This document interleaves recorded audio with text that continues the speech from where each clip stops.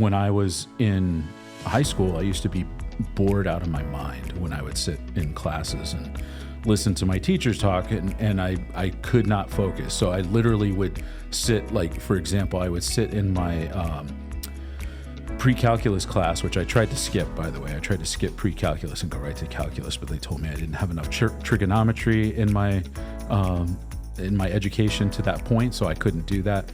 So I actually sat in my pre-calculus class listening to what she was saying, did my assignments, but I also wrote programs in Basic A for my graphing calculator for my physics class.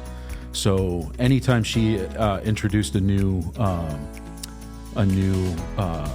formula, I would write a program in like 15 minutes to solve for every single variable. So when we sat in class and we had like our homework or whatever, I would go in and select which variable I was solving for based on the word problem, and then I would answer the question, put in all the data that it was given in the word problem, and I would have the answer in seconds.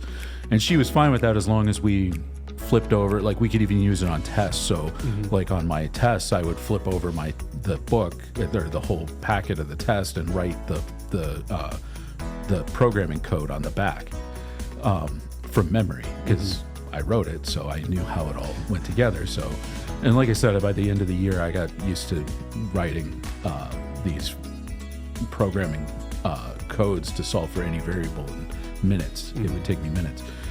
But I realized that it was because I was processing so much information, I was bored. So I needed something else to do to keep me engaged. So fast forward to, I guess it was about 3 years ago, I realized that the same is true with reading or listening to audiobooks. And so I set a goal for myself that year to hit 100 books in a year through Audible by speeding them up, and realized that I was able to retain a lot more of the information than you would think at that speed.